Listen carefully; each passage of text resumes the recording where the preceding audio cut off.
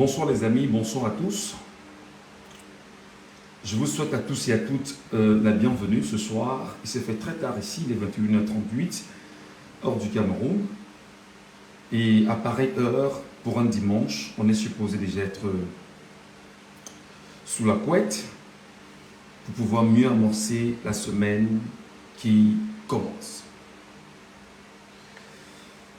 J'ai choisi délibérément d'ouvrir mes deux lives autant sur TikTok que sur Facebook, malgré les restrictions qui sont nombreuses, pour porter ma voix sur un sujet qui est extrêmement dangereux en ce moment et qui mérite, quoi qu'il en soit, une observation beaucoup plus mature et une observation beaucoup plus intéressante autour de la situation.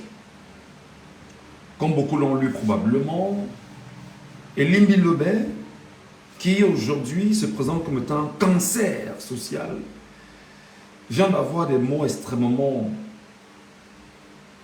durs à l'endroit d'un héros national.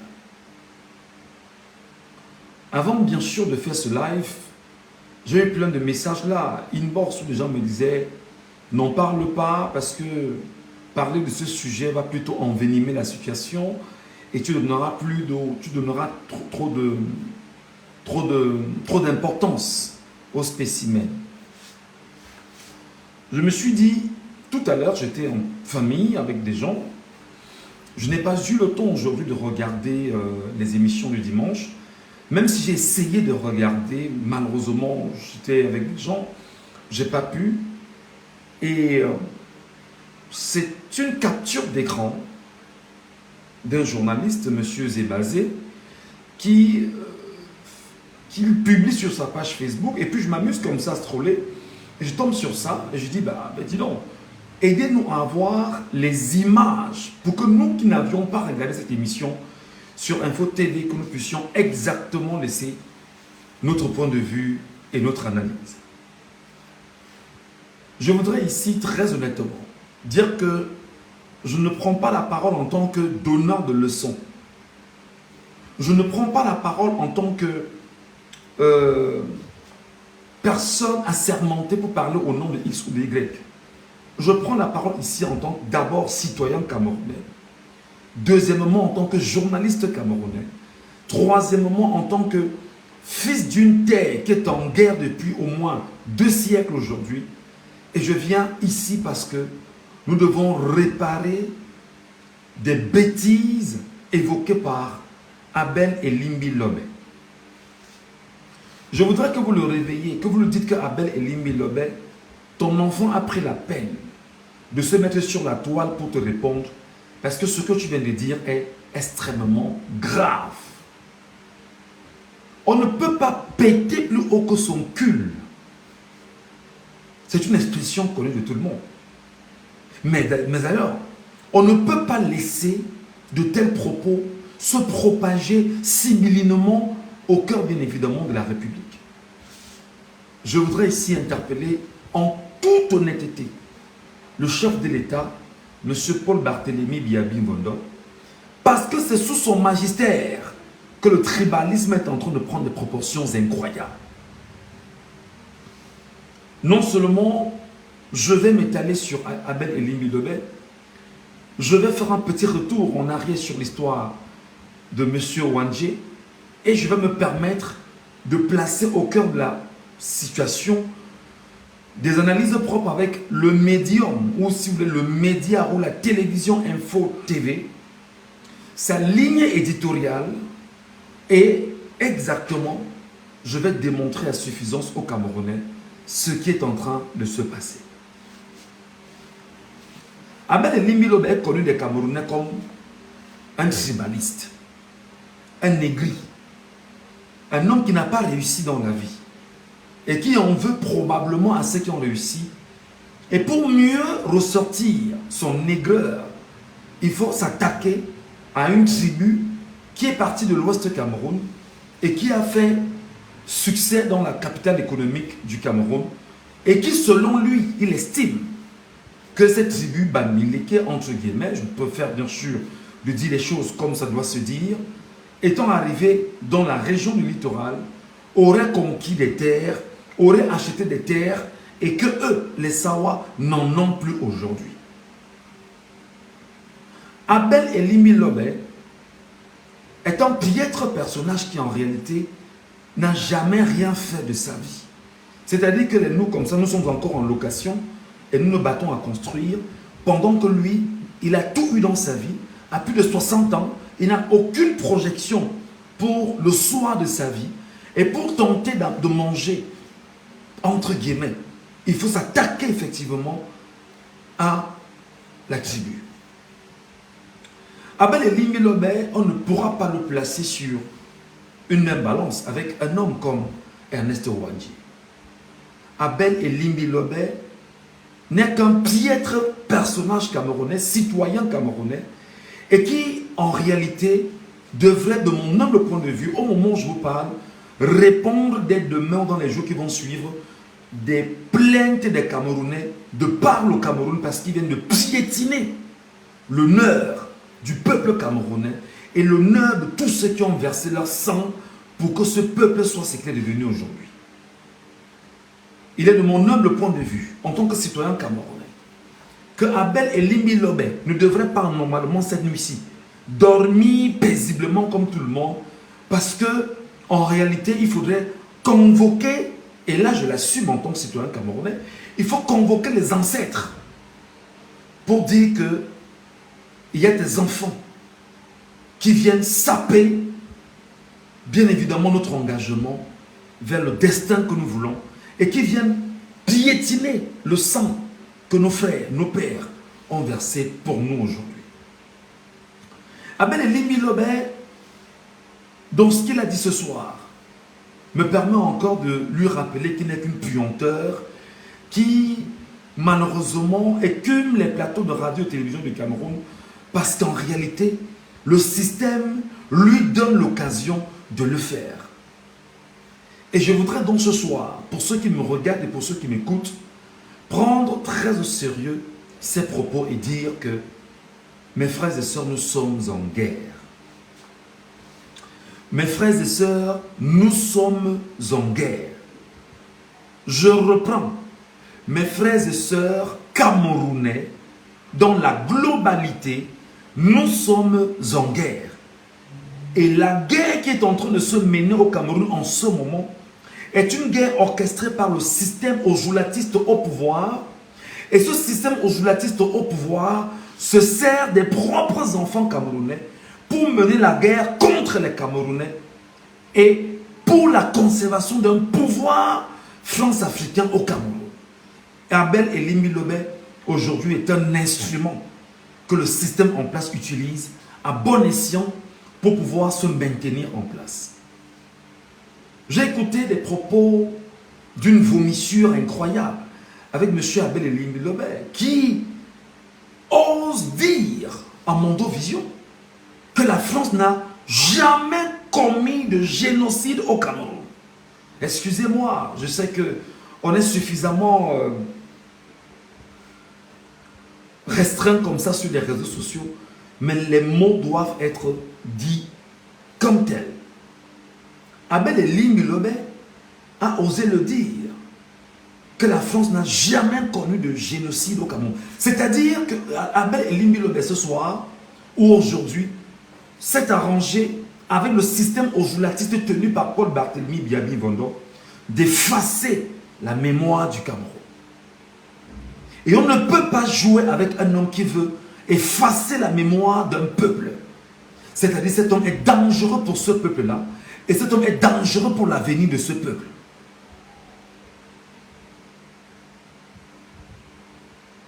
On ne peut pas s'amuser avec des humains qui viennent vous faire savoir fondamentalement que l'un des peuples qui a choisi ouvertement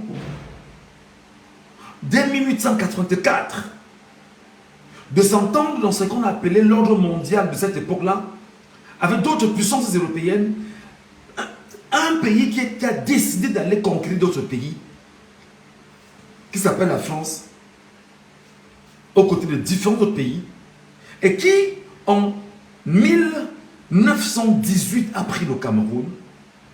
Et de 1918 à 2025 est au Cameroun et fait de ce peuple camerounais un peuple d'esclaves, ayant perpétré un génocide sur le peuple Bamileke, en pays Bamileke, dans ce qu'on a configuré comme étant la zone de pacification tenue par Mesme et Amadou Ahidjo, qu'un homme ose se lever, venir à la télévision, une télévision privée du Cameroun, dit ouvertement qu'il n'y a pas eu génocide au Cameroun.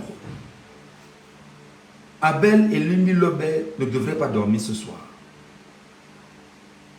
Abel et Limbi Lobé ne devraient pas fermer les yeux cette nuit. Parce qu'Abel et Limbi Lobé viennent de piétiner l'histoire de tout un peuple. Abel et Limbi Lobé viennent de piétiner le sang de 30 millions de Camerounais. Abel et Limbi Lobé viennent de déchirer une page sombre de notre histoire en tentant d'imposer à coups de mots violents le tribalisme encadré par le système ojulatiste qui est au Cameroun depuis, je dirais, avant 1960. Abel et Limbi Lobé, ses enfants s'il en a, ses frères, ses sœurs s'il en a, dans le giron Sawa où nous sommes, devrait au moment où je vous parle l'appeler pour lui dire: tu as souvent dit des choses qu'on a compris, mais là aujourd'hui tu as pété plus haut que ton cul, tu as fait fort. Tu as fait très fort, Abel et Limbi Lobé. Tu ne peux pas venir dire dans une télévision, au vu sur tout le monde, que Ernest Ouandjé était un bandit. C'est-à-dire, je cherche l'intérêt de ce mot qui est placé. Tu oses venir sur une télévision camerounaise dire que Ernest Ouandjé était un bandit. Vous comprenez l'intérêt? Vous essayez de déduire le but d'une telle déclaration. C'est une déclaration à but incendiaire. C'est-à-dire, tu ne peux pas imaginer que des hommes qui ont été reconnus par la nation, par les députés d'une nation, comme étant des héros nationaux, aujourd'hui, tu oses venir nous dire que Ernest Ouandjé était un bandit et qu'il a brûlé des villages en payant le Mungo et qu'il a confisqué des terres dans le Mungo. Mon cher ami, en temps normal, demain matin, tu devais répondre des plaintes, tu devais avoir au moins 500 plaintes sur ta table de matin, en réalité. Tu devais normalement demain matin. C'est-à-dire que demain, c'est-à-dire qu'à cause de toi-même, le peuple camerounais doit même marcher, en fait. À cause de toi, le peuple camerounais doit même marcher à Abel et Limbi Lobé. À cause de tes propos, le peuple camerounais dans sa globalité doit se lever et marcher pour ce que tu as dit là. Parce que si Biya ne t'arrête pas pour t'enfermer et prouver que Biya n'est pas complice, Abel et Limbi Lobé, on ne va pas te laisser dormir. On ne va pas te laisser dormir. On ne te donnera pas une seule occasion de fermer l'œil. Même si tu demandes des excuses publiques avec Abel et Limbi Lobé, tu n'auras... C'est-à-dire, tu viens de signer là justement ton entrée dans la poubelle de l'histoire d'un peuple. Et même les peuples Sawa vont te tourner le dos dès ce soir. Les peuples Sawa vont te tourner le dos dès ce soir. Je parle ici des Sawa qui raisonnent, qui ne sont pas dans la logique justement du tribalisme que tu as exacerbé, que tu as rendu populaire au Cameroun par tes passages sur les plateaux de radio-télévision du Cameroun. Abel et Limbi Lobé, dis-moi qu'est-ce que tu as fait dans ta vie. Parce que moi j'essaie de lire ta vie. J'ai compris qu'à la base, ton père était un témoin de Jéhovah. Et ton père étant témoin de Jéhovah a été arrêté au Cameroun parce qu'il était témoin de Jéhovah. Il a fait 7 ans de prison. Probablement c'est de là l'origine de ta frustration.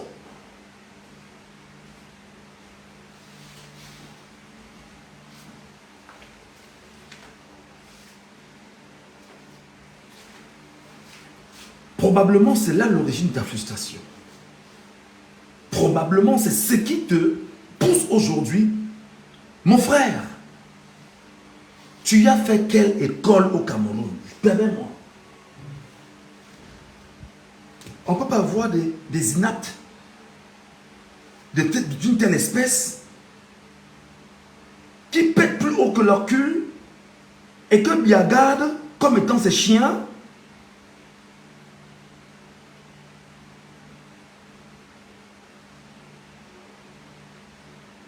Je voudrais rappeler que tout à l'heure, avant que je lance ce live, j'ai eu des gens qui m'ont appelé pour me dire, monsieur, laisse tomber, n'en parle pas, parce que quand tu en parleras, ça donnera du poids. Non, il n'a aucun poids ce soir. Monsieur Abel Elimbi Lobé. Je commence par la vie d'Ernest Ouandji. Je commence par... Il est né en 1924. Il faut bien écouter l'histoire de cet homme. Parce qu'on va confronter son histoire avec la tienne. Et l'histoire même est une histoire écrite par le colon, pas encore par le Camerounais, parce que les Camerounais n'ont pas encore pris le temps d'écrire leur histoire. L'homme est né en 1924, bien sûr, dans le Onkam. Abel Elimbi Lobé. À 3 ans, son père a été astreint aux travaux forcés. Le père de Ouandji était astreint aux travaux forcés dans les plantations de Momo, tenues par des Français.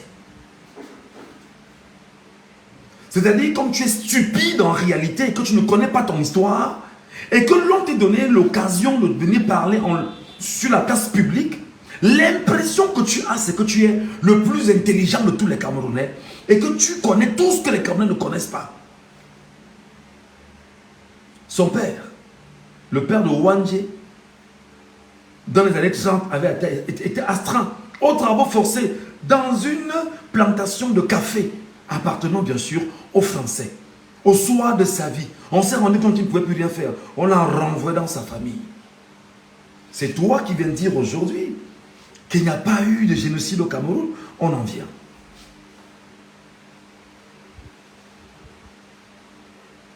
De 1933 à 1936, Ernest Ouandji fut scolarisé à l'école de Bafoussam, au quartier Famla. En 1937, il fut admis à l'examen de ceux qui devaient constituer le cycle primaire. De 1937 à 1939, il fréquenta l'école régionale de Tiong. En 1940, il reçut le certificat d'études primaires élémentaires ainsi qu'au concours d'entrée à l'école primaire supérieure de Yaoundé où il obtient le diplôme de moniteur indigène, le DMI, comme on l'appelait à l'époque. En seconde noce, bon, c'est pas important, je rentre dans sa vie politique. De 1944 à 1948, Abel Elimbi Lobé, là je parle d'un enseignant. Il a enseigné, c'est-à-dire qu'il a encadré, il a restitué le savoir aux autres enfants de ce pays. Pas la bêtise que tu racontes aux gens. Il enseigne à aider à émiliter au sein de l'Union des syndicats confédérés, le Cameroun en abrégé USCC. En 1948, il adhère à l'Union des populations du Cameroun, dès sa création. En octobre 1948, il est affecté à Tchang. En novembre 1948, il est affecté à Douala, où il est nommé comme directeur de l'école publique du quartier Nebel, Bamileke, connu en réalité, ici à Douala. Âgé de 28 ans, Abel Elimbi Lobé. Âgé de 28 ans, il quitte sa famille à vélo pour mener une quête importante dans la lutte avec l'UPC. Il n'avait que 28 ans, Abel Elimbi Lobé. Tu as plus de 60 ans aujourd'hui, tu es malheureux, tu n'as pas où dormir. Tu dors chez une femme, mon frère, ta belle famille. On pousse un peu l'espace, tu rentres, c'est là-bas que tu dors. Tu n'as pas un seul mètre carré de lopin de terre. Tout droit là, c'est où tu dors. Voilà un mec qui a 24 ans. 24 ans! À 28 ans pour moi. 28 ans, c'est engagé.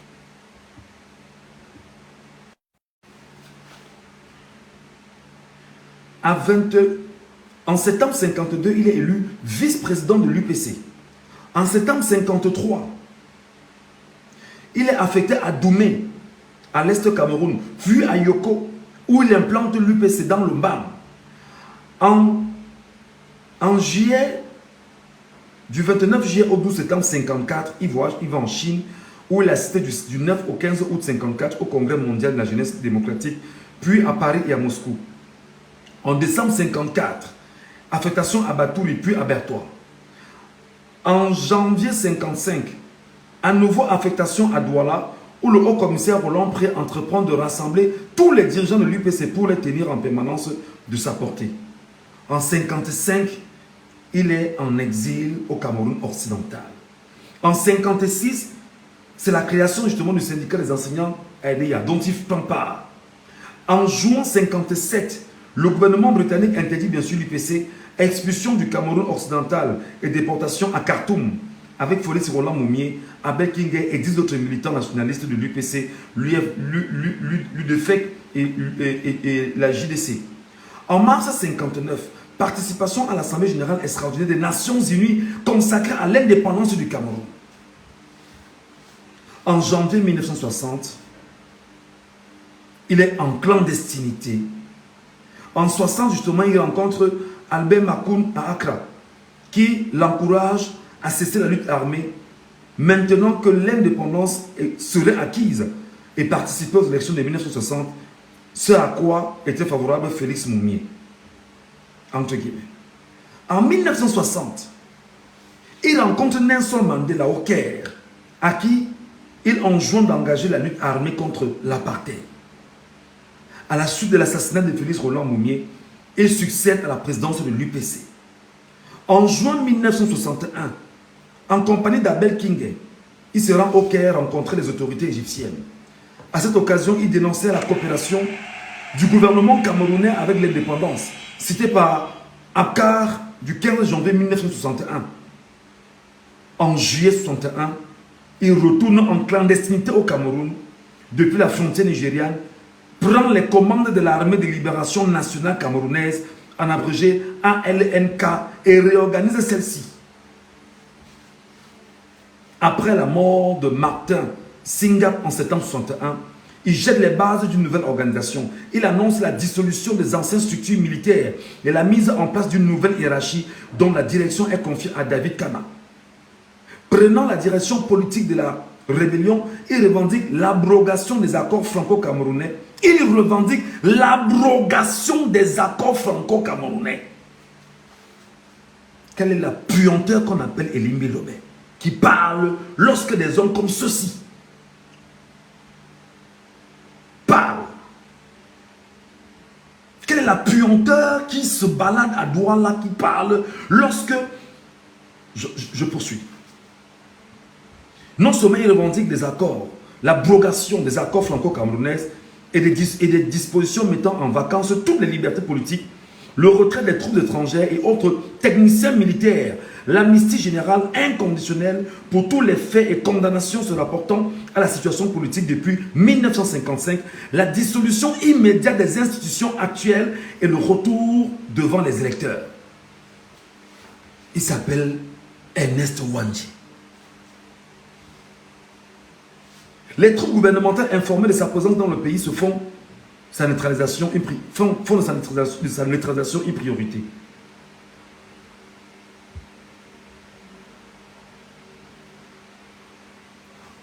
En septembre 1962, il préside dans le maquis une assemblée populaire qu'il a convoquée. La décision de création du comité révolutionnaire comme direction provisoire de l'UPC est prise. De même, il est décidé de la création d'un état-major de l'ALNK.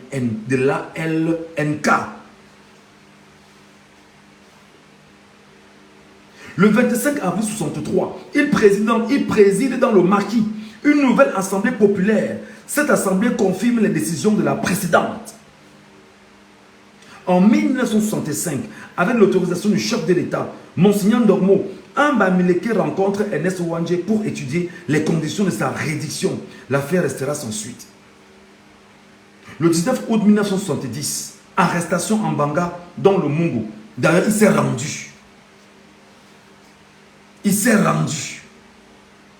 Il est aussitôt conduit dans les locaux de la brigade mobile, mix mobile à Konengi, près de Yaoundé, tristement célèbre pour des salles de torture dont le chef Jean Fauchivé représentait la terreur.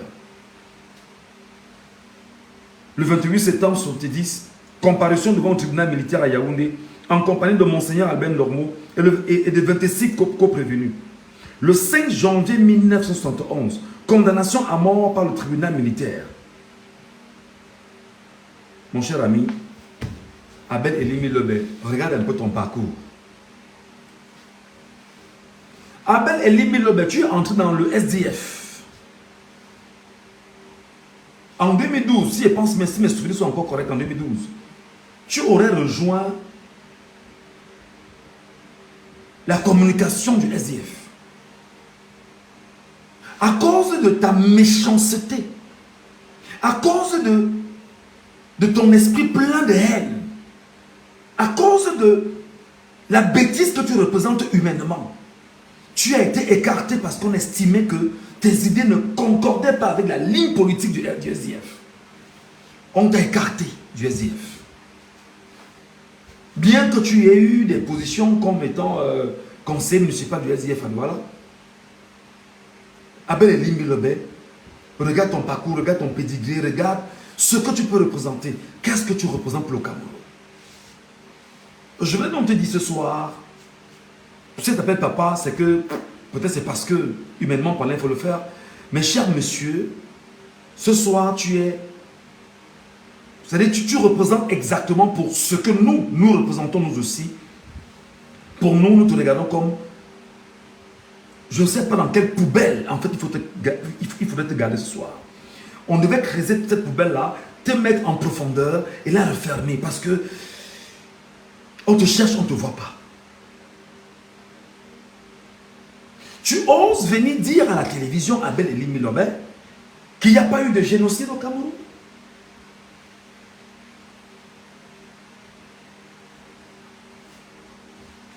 Tu oses venir dire à la télévision qu'il n'y a pas eu de génocide au Cameroun? C'est quoi le génocide de Bamileke Abel Elimi Lebel? Et comme tu es très malin, tu fais savoir aux Camerounais qu'on est dans une sorte de... Comment il a appelé ça? Il a appelé ça comment là? Cherche le mot. De victimisation. Tu viens faire savoir aux Camerounais que c'est la victimisation. On vient poser sur la table un projet, un sujet porté sur les comportements de nos frères dans le Sud. Et toi, tu viens faire savoir aux autres qu'on a la victimisation. Et que Ernest Ouangui était un bandit. Mais mon frère, pour moi, Michel Gachou, en réalité, cette nuit-ci, tu ne devais pas dormir. C'est-à-dire que même pour ta sécurité, tu devais dormir dans un commissariat ou dans une brigade. Même pour ta sécurité, c'est-à-dire que pour éviter qu'il puisse avoir, je ne sais quoi ce qui peut se passer, tu devais là quitter ta maison, aller dormir dans une brigade ou dans un commissariat pour être en paix là-bas. Moi, je te conseillerais même que lorsque tu vas dans ta belle famille, dans la petite chambre où tu dors, restez-y même 2 mois, le temps que le cœur se calme. Tu oses venir dire à un peuple, tu oses venir dire à un peuple que tu dois effacer sa mémoire, tu oses venir dire à un peuple qui n'a pas eu une histoire, que ce que Mesmer et Aïdjo ont fait en pays Bamileke dans la zone de pacification n'était pas un génocide français au Cameroun. Quelle est la puanteur que tu représentes de venir chanter les louanges d'un système qui a fait de toi ce que tu es devenu aujourd'hui? Aigri, mal cousu, mal élevé, pauvre moralement, psychologiquement, physiquement, sociologiquement. Tu es d'une pauvreté extrême. Et c'est le système aujourd'hui qui t'a mis dans cette position. Et tu aujourd'hui prends la peine de mettre ce système en face et de mettre le peuple camerounais, 30 millions de Camerounais à dos, osant dire qu'il n'y a pas eu de génocide au Cameroun, qu'on est dans la victimisation et que la France n'a jamais perpétré de génocide au Cameroun. Abel Elimi Lebel, j'ai seulement peur de dire des mots qui ne tiennent pas parce que les dire ici, moi je risquerais. Moi, je te regarde autrement. Moi, je te regarde autrement. moi je te regarde autrement. Tu oses venir dire aux Camerounais qu'il n'y a pas eu de génocide au Cameroun? Qu'est-ce qui s'est passé en pays Bamileke avec les Limbilobé? Demande, va relire, puanteur de l'espèce humaine, va relire, va à la Bibliothèque de France, qu'on te dise exactement ce qui a été consigné. On verse du napalm sur un peuple pour décimer ce peuple. Et tu dis que ce n'est pas un génocide? Et la stupidité humaine prend la parole en public et vous dites que ben non, il faudrait qu'on se rende compte qu'il y a un projet, il a été consigné et que c'est écrit. Ça ne va pas là. Tu es équilibré, tu es normal, tu es bien dans la tête là. Tu es sûr que ça va. Les neurones sont en bonne position.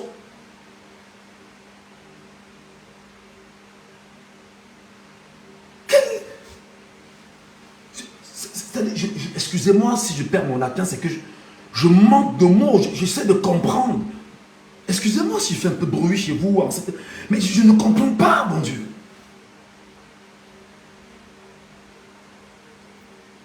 Tu es une ordure, mon cher ami. On ne doit pas te laisser dormir aujourd'hui en réalité. Jamais. Tout le monde devait ouvrir sa page Facebook pour t'acculer. Personne ne devait te laisser une seule minute. On ne devait même pas te laisser une seule minute. Pas du tout. Pas du tout.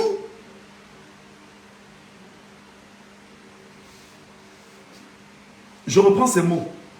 Parce qu'il y a des gens qui ont l'impression qu'on est là pour le plaisir. J'espère qu'Internet va me lâcher. J'espère qu'il va retrouver. Incroyable. C'est quoi ce cancer? C'est quoi ce cancer? Fin de journée, je dis, mais c'est pas possible. C'est quoi ce cancer? C'est quoi ce cancer? Attendez, chez ce propos. Quelqu'un me dit la question de déformer ses propos. Quelqu'un me dit la question de déformer ses propos. Attendez, je vais faire juste ses propos. Internet dérange un peu. Je parle, je bégaye même parce que je ne comprends pas. Je dis, mais qui donne la parole à des... Merde,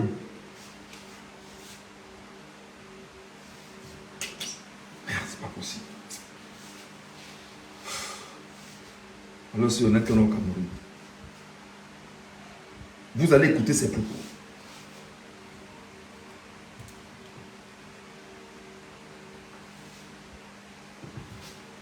Internet comme au Cameroun.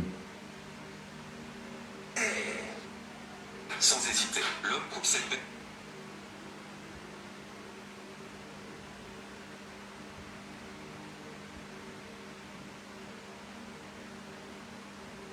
Internet comme au Cameroun. Attendez.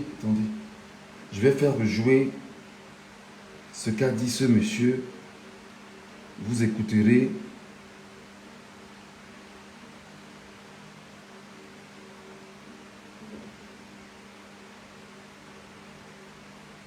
Vous allez l'écouter. Centre, il n'y avait pas de sud, il y avait centre-sud. Mais les gens du centre-sud qui voulaient aller au littoral prenaient un laissez-passer. Les gens du littoral qui voulaient aller à la capitale ici, à Yaoundé, prenaient un laissez-passer, etc., etc. Donc, personne ne va pas demander à Valère de retirer ça. Il a dit quelque chose qui n'était pas complètement juste. Mais je note avec regret l'instrumentalisation fonctionnelle de ce propos malencontreux à des fins de victimisation pour donner l'impression qu'il y a un génocide contre les Bamileke. Pour donner l'impression, est-ce que vous imaginez justement ce qu'on appelle en français le poids des mots? On donne l'impression qu'il y a eu un génocide sur le peuple Bamileke. C'est une impression. Appelez Limbilobé.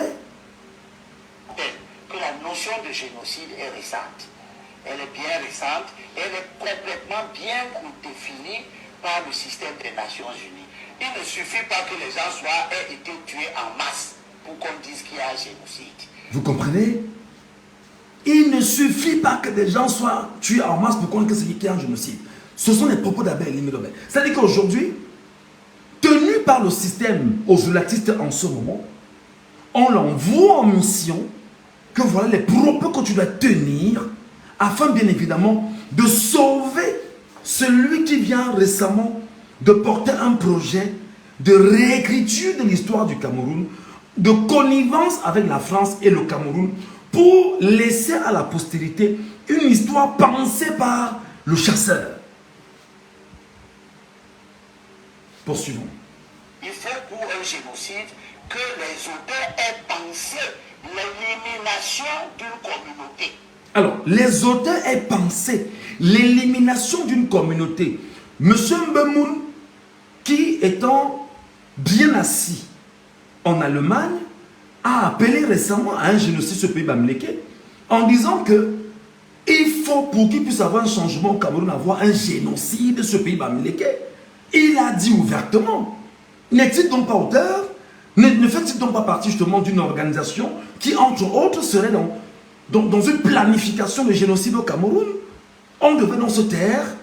Attention, monsieur, vous oubliez qu'en 1911, l'Allemagne avait décidé d'exterminer le peuple bamileke de la carte du Cameroun. Parce qu'on leur a mené la guerre durement. N'oubliez pas qu'effectivement, le peuple bamileke, effectivement, aux côtés du peuple Bassa, la guerre qui était menée, la guerre du Maquis qui était menée, ils avaient décidé d'exterminer, effectivement, le peuple bamileke. On parle de centaines de milliers de Camerounais. On n'a pas parlé de 10 000. On parle de centaines de milliers de Camerounais avoisinant le million, mon cher ami. C'est pourquoi les peuples ont fui l'ouest Cameroun, dans le Mongo. Ils se sont retrouvés. Et ils sont éparpillés de partout. Mais tu ne peux pas jouer avec l'histoire du Cameroun, cher ami. Tu ne peux pas effacer notre mémoire, mon cher frère. Très bien. Et s'il y a des écrits, qu'il y ait une doctrine pour cela.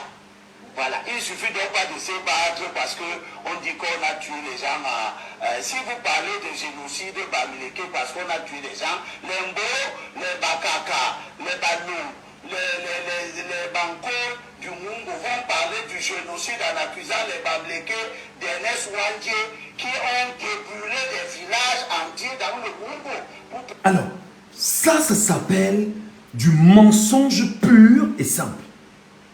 Je voudrais que les historiens, là, vous qui êtes historiens camerounais, les historiens de la vérité, pas les historiens du système, les historiens de la vérité, venez nous dire à quel moment, venez nous démontrer à quel moment Ernest Wandje a brûlé des villages chez les Mbo, dans le Mungo. Venez nous dire à quel moment Ernest Wandje a brûlé des villages. Je rappelle que l'histoire de la chasse écrite par le chasseur n'a jamais été la bonne version. Je rappelle, ça n'a jamais existé. Je dis que pour moi, Abel Elimbi Lobé ne devait pas dormir aujourd'hui. C'est-à-dire qu'on devait scander devant la maison dans laquelle il vit, pour qu'il n'y entre même pas. Pourquoi on disait que où tu es là, rentre seulement où tu étais à Yaoundé, où on t'invitait à une télévision. Ne viens même pas ici. En principe, c'est ce qui anime mon esprit. Du pur mensonge. Du pur mensonge. À quel moment Ernest Wandje a attaqué les bamileke, a attaqué les Mbo, autant pour moi, a attaqué toute la communauté de ceux qui étaient dans le Mungo? À quel moment? C'est consigné où? C'est écrit où? Est-ce que la guerre était menée contre les Camerounais? La guerre était menée contre l'armée coloniale. L'armée coloniale menait cette guerre, pas le peuple camerounais. Parce que le peuple camerounais s'était reconnu entier dans l'UPC.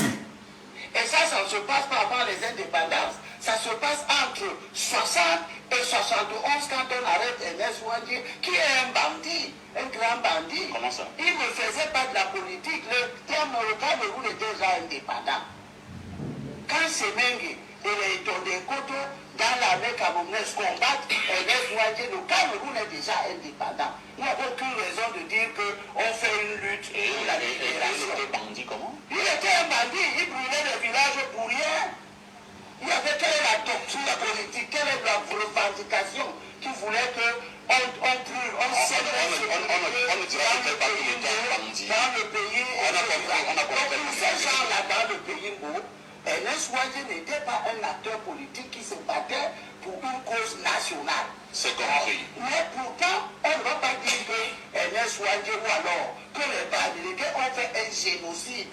Parce qu'il n'y a pas eu une théorie visant à éliminer les savoirs de la région du Mungu. C'est compris. On va... Pour ceux qui ont demandé que l'on remette les propos, j'ai remis les propos. Vous comprenez effectivement que Elie Mbilobé traite le héros nationaliste. Traite le héros nationaliste exactement de bandit.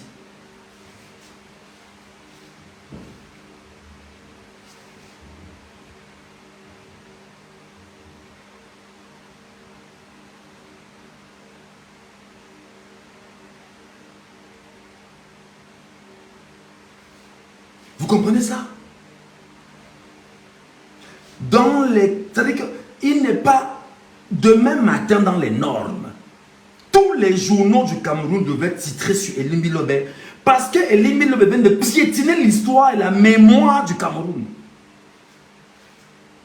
En réalité, demain lundi, tous les journaux du Cameroun devaient titrer Elie Mbilobé, le cancer. En principe. Mais comme on est dans un système où la presse est tenue par l'ordre régnant actuellement, alors qu'est-ce qui se passe? La presse va faire, ce sera l'omerta. La presse ne va rien dire parce que la presse justement est complice des souffrances et de l'atrocité que vit le peuple camerounais. En temps normal, elle dit qu'en temps normal, Elie Mbilobé ne devrait pas dormir aujourd'hui. C'est-à-dire que dans un pays normal, une marche serait déjà organisée. Dans un pays normal, pour les propos de Abel Elie Mbilobé, une marche serait organisée parce que c'est tout un pays qui est piétiné par un individu. Et pour démontrer effectivement au système qu'il s'agit effectivement là d'une honte qu'on envoie sur un peuple, Biya doit l'arrêter et l'enfermer d'abord. Parce que même Biya n'a jamais eu de tels propos. Même Paul Biya, en 43 ans, n'a jamais eu de tels... Il n'a jamais évoqué des propos pareils.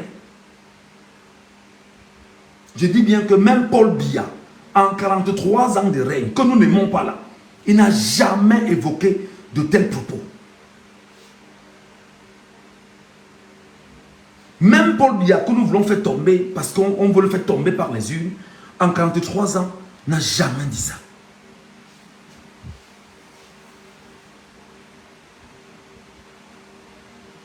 Paul Biya a reconnu, en promulguant une loi votée à l'Assemblée nationale, faisant de Ernest Ouadjé, Moumié, Oumniobé et bien d'autres des héros nationaux. Parce qu'ils ont lutté pour l'indépendance du Cameroun. Abel Elie Mbilobé, tu luttes pourquoi? Abel Elie Mbilobé, tu luttes pourquoi? Qui sont les enfants que tu as mis au monde? Qu'est-ce qu'ils vont garder de toi comme mémoire? Quand tu ne seras plus de ce monde, qu'est-ce qu'on viendra dire lors de tes obsèques? On va prier pour la pourriture que tu es en disant quitte la scène. On va prier pour la bêtise que tu es en disant épargne-nous de ce que tu es. En réalité, tu devais être arrêté ce soir.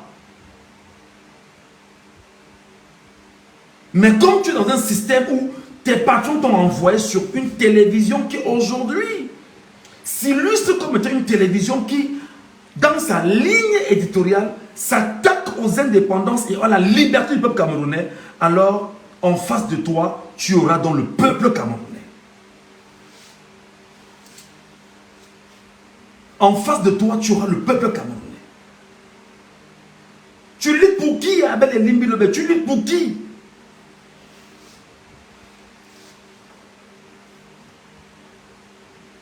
L'impression que tu nous donnes, c'est que le Cameroun n'a pas d'histoire. Et tu viens à la télévision mentir et provoquer même dans une certaine mesure un certain génocide qui pourrait encore être naissant, créer une velléité entre les peuples Mbo et les peuples Amlékés qui vivent en paix et ne se doivent aucun problème.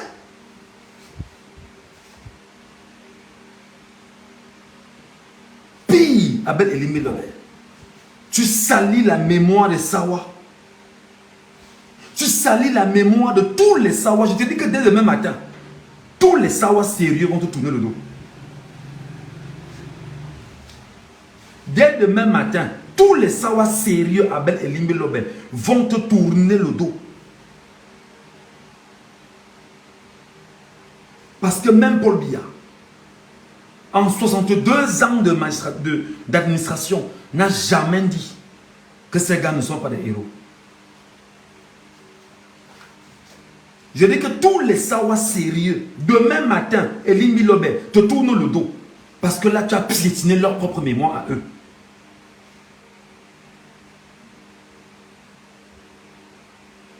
On n'a pas le temps de revenir dans l'histoire parce que il se fait tard, les gens vont se reposer, les gens vont travailler demain matin. Mais on ne te lâchera pas. Moi, personnellement, je ne te lâcherai pas, Elimbi Lobé. Moi, personnellement, je ne te lâcherai pas. Chaque live que je vais faire, si ça glisse sur toi un temps soit peu, tu vas écoper. Tu ne peux pas. Les Sawa, moi je te parle, je suis à Douala, j'habite Douala, je vis à Douala, je travaille à Douala depuis au moins ces 5 ans.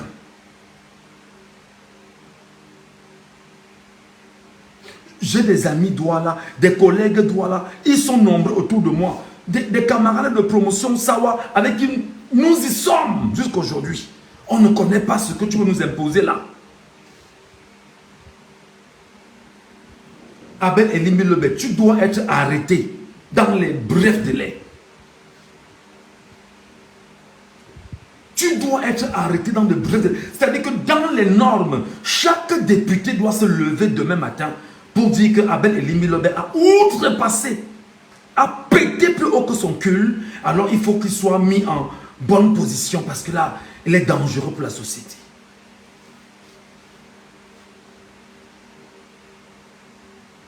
Qu'est-ce que Paul Biya laisse faire? Qu'est-ce que Paul Biya laisse faire? Paul Biya, c'est sous ton règne qu'on retiendra qu'un homme est venu effacer la mémoire d'un peuple alors que tu es encore vivant. On ne l'oubliera pas. On n'oubliera pas, Monsieur le Président, que c'est sous ton règne qu'un individu s'est levé pour effacer la mémoire d'un peuple, sauf s'il est ton envoyé. Parce que tu devrais te désolidariser dans les plus brefs délais. Tu ne devrais même pas attendre que ça veut dire que l'on se réveille. Tu ne devrais pas attendre qu'on se réveille. Tu dois te désolidariser. Tu es chef de l'État et ce qui est en train de se passer en ce moment, et que tu laisses un Elimbi Lobé venir effacer la mémoire d'un peuple, alors Paul Barthélémy, nous aussi, on ne te lâchera pas. Tu nous diras si c'est toi qui l'as envoyé. Tu nous diras si c'est toi qui l'as envoyé. Et nous, on ne te lâchera pas tant que tu ne nous auras rien dit par rapport à Elimbi Lobé. Tu peux compter sur nous. Nous ne te lâcherons pas parce que tu es un élu. Tu es élu, entre guillemets, on peut le dire comme ça, entre guillemets, par le peuple camerounais. Alors nous, on te rappelle que parce que tu es élu par le peuple camerounais, voici que le peuple est remonté parce qu'un individu s'est levé pour piétiner la mémoire de tout un peuple. Que toi-même, en 62 ans d'administration, tu n'as jamais fait ça. Mais un individu, en ton nom, probablement, s'est levé pour le faire et tu ne dois pas garder ton silence. Impossible. Impossible.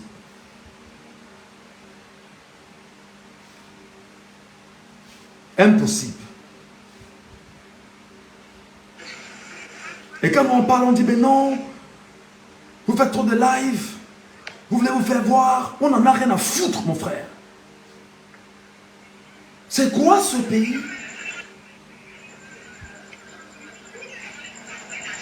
C'est quoi ce pays? Elimbi Lobe ne devrait pas dormir en principe chez lui aujourd'hui. Dans les normes. On me dit qu'il vient de faire une sortie pour s'excuser. Non, c'est trop facile. Envoie ma sortie, voici, s'il vous plaît. Je n'ai pas encore lu. Ah bon? On dit qu'il a fait une sortie pour s'excuser. Attendez. Je demande à mes collègues là, rapidement.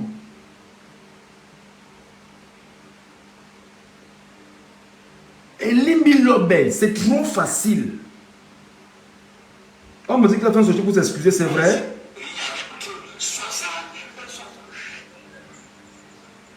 Général Tokos, bonjour, bonsoir. Bonsoir, mon frère Michel. Est-ce que tu as la confirmation que Elimbi Lobe aurait fait une sortie pour s'excuser? Je n'ai pas encore vu ça. Pas encore, je n'ai pas encore vu. Ce gars ne doit pas, dans les normes, dormir chez lui aujourd'hui. Mais Elimbi Lobe est fou. Puisque lui-même, il n'est pas autochtone de Douala. Il a dit sur le plateau que son père vient de Dibombari. Et il vient à Sable bagarrer les terrains. Et quand il n'est pas autochtone, s'il veut regarder dans sa logique, il doit rentrer à Dibombari aussi. Dibombari, ce n'est pas Aquano. Donc il doit rentrer à Dibombari s'il veut aller dans des trucs comme ça. Il n'est pas autochtone de Douala. Qu'est-ce qui se justifie dans un pays où un individu se lève et vient piétiner la mémoire d'un peuple qui a versé de son sang? On a perdu nos pères, on a perdu nos frères, on a perdu des membres de nos familles de part et d'autre dans tout le Cameroun parce que nous luttons pour l'indépendance du Cameroun que nous n'avions pas acquis jusqu'à présent. Parce qu'au moment où nous sommes en train de lutter, ce qui se passe exactement avec Elimbi Lobe, c'est qu'il est en train de vouloir construire dans l'imaginaire populaire que ce sont les Bamileke qui se remettent encore justement sur la question d'une lutte et il faut tout faire pour les éradiquer.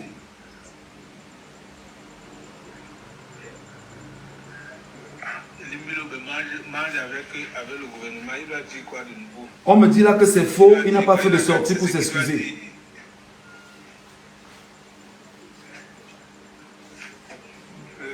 Il n'est pas fait de sortie, il est d'abord très arrogant et sûr de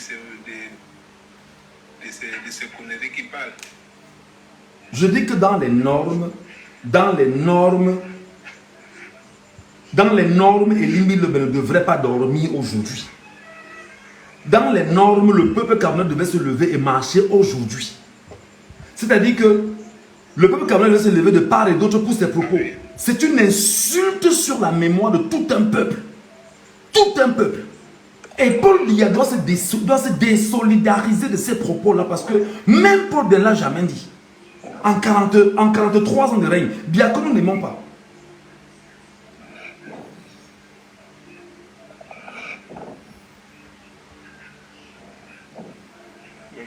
Féno, je t'écoute Féno, bonjour. Oui, bonsoir. Oui, bonsoir Michel. Oui, je voudrais juste dire un mot très rapidement.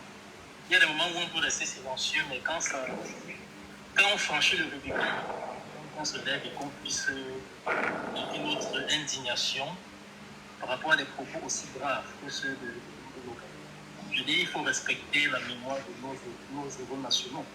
Et ce n'est pas nous qui disons qu'ils sont des héros nationaux. Le gouvernement camerounais, en 1991, reconnaît à ces combattants le statut de héros nationaux.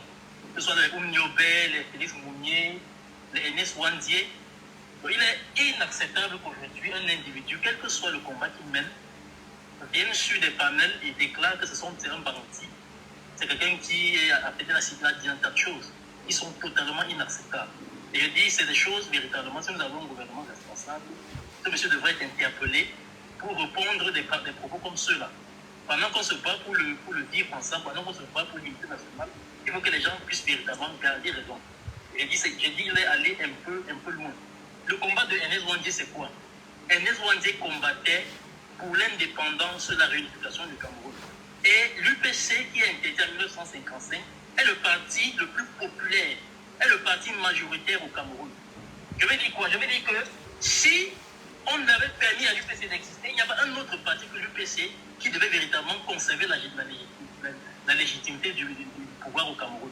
Donc il est inacceptable qu'aujourd'hui on vienne dire sur les plateaux que non, l'indépendance était acquise en 1962 et tout ce qu'ils ont fait après, c'était des histoires. Donc je veux dire, c'est une insulte à la mémoire de ces héros nationaux. Et nous devons exiger que Elie Mbilobé puisse véritablement retirer ses propos. Non, mais attendez, il va retirer les propos comment? Les propos sont là. Au moment où je te parle, toute la toile est en feu. Toute la toile est en feu sur les propos de Elie Mbilobé. En temps normal, moi je le conseillerais, s'il nous regarde, s'il nous écoute, d'aller dormir dans un commissariat, d'aller dormir dans une brigade, en réalité. Parce que j'ai très peur pour lui. C'est vraiment terrible, c'est terrible. Il peut avoir de la haine contre une population, mais il faut avoir raison de garder quand on tient les propos sur la place publique. Ce sont des héros nationaux qui ont lutté pour le Cameroun, qui ont baissé leur sang, que ce soit avant ou après l'indépendance. Le combat des NS était un combat légitime, dans le sens où ils exigeaient, ils réclamaient l'indépendance véritable. Et on sait que l'indépendance a été octroyée au Cameroun, mais la France a placé des pions qui devaient perpétuer le régime français. Il a profité jusqu'aujourd'hui en 2025, ils ne sont pas indépendants. Donc, est-ce qu'on peut dire véritablement que NS est un bandit? Je pose donc cette question. Donc, je vais m'arrêter un peu là. Merci beaucoup. Emilienne, bonjour, bonsoir. Emilienne. Est-ce qu'elle est avec nous, Emilienne? Elle n'est pas avec nous? Aurel. Je vous... Oui. Je suis avec toi? Oui, Emilienne, bonjour. Bonsoir, en fait. Bonjour. Non, bonsoir, merci. Ce que je voulais dire, c'est que c'est un plan. Hein, c'est un plan. Pour moi, déjà, il faudrait qu'on se revote. Déjà, on porte plainte déjà pour la chaîne, parce que même le journaliste était d'accord avec lui. Hein. Il n'a pas retiré. Il n'a pas retiré. Il n'a même pas corrigé. Et on espère que le CNC va s'expliquer. D'accord. C'est un complot dont le journaliste était d'accord. Donc, c'est quelque chose qu'ils ont tissé. Ce n'est pas Elie seul qui doit être condamné. Lui, on a mis cette parole dans sa bouche. Donc, même la chaîne de télé, les journalistes doivent être poursuivis. Il faut qu'ils montrent comment Wandji était voleur. Il doit prouver ça. Il doit prouver, c'est inadmissible qu'on salit le nom d'un honorable merde. Il était voleur comment? Il était un travailleur, il travaillait, il avait un métier. Il avait un métier quand même. Il était voleur comment? Est-ce qu'il pense aux enfants de Wandji avant de parler ça? Mais c'est grave. Moi, je ne suis pas son enfant, mais moi, c'est grave. Je ne peux pas. Je ne peux pas. En temps normal, le live qu'on est en train de faire là, vous devez activer tous les leviers pour que chaque enfant de Wandji, dès demain matin, fasse une sortie. Ou qu'ils organisent même une conférence de presse pour alerter le Cameroun. Parce qu'on ne peut pas laisser ça comme ça. On doit porter plainte à Elie Mbilobé. On doit porter plainte comme le plainte de... Comme c'est pour lui avoir sorti justifié. Parce que c'est lui qui a envoyé Elie Mbilobé. C'est lui qui est en train de monter tous les coups. Ils vont ridiculiser. Et même les élites bamileke doivent sortir. Même les chefs bamileke doivent sortir. C'est trop. C'est trop. Est-ce que ce n'est pas justement ça le but? Parce que quand j'entends dire que les élites doivent sortir, encore que les élites sont les élites fabriquées par le système de BIA, et que les chefs doivent sortir. Ils ont peur de quoi? Non, attends. Le danger, c'est quoi? C'est qu'il y a comme une sorte... On veut créer deux camps rivaux. Parce que si les chefs sortent maintenant, on va dire, vous n'avez pas vu comment les chefs sont sortis maintenant, venir répondre, que les chefs sont tranquilles. C'est normal. Ici, quand on attaque un juif, c'est tous les juifs qui sortent. On fait quoi? L'autre jour, ici en France, Bernard Arnault a dit que si ça continue comme ça, il va partir aux États-Unis. Mais chacun s'est rendu. Chacun s'est rendu. C'est quel genre de pays comme ça que les industriels sont comme des feignants comme ça? Donc, tous les industriels dans un pays sont des rois. Un petit ministre va payer à un industriel comme si... Oui, non, mais c'est pas possible. Non, franchement, c'est de trop. C'est trop. Voilà. Merci beaucoup, Emilienne. On t'a suivi. Reste avec nous, Emilienne, je t'en prie. Aurel Service, salut mon frère.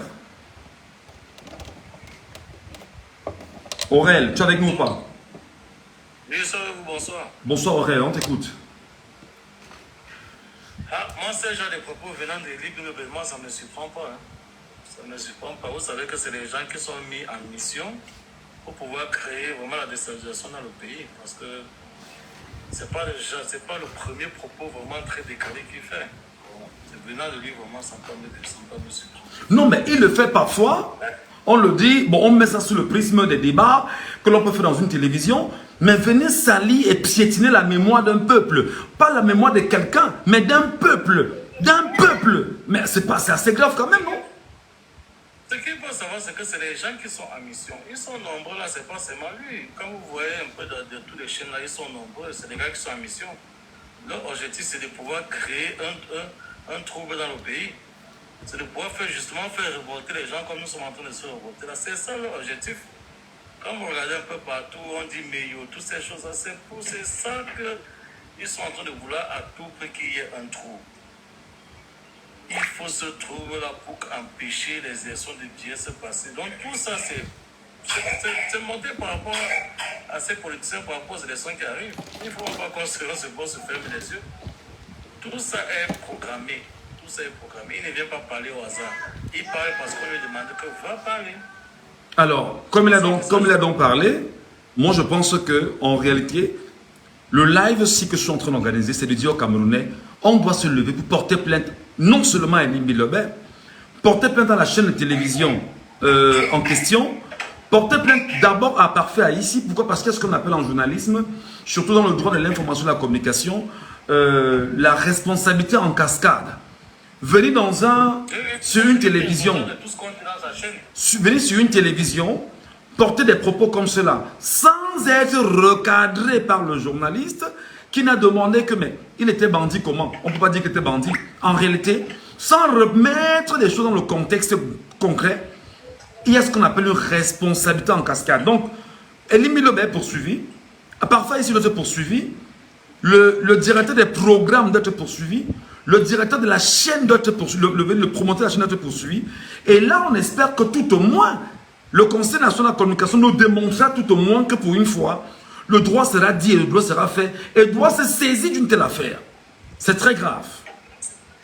Ah, moi, je ne pense pas qu'on les inquiéter. Hein. Très bien. Très bien. Mais l'essentiel est que ça soit fait. Mais l'essentiel est que ça soit fait. Un jour, ça va sortir. L'essentiel est que ça soit fait déjà.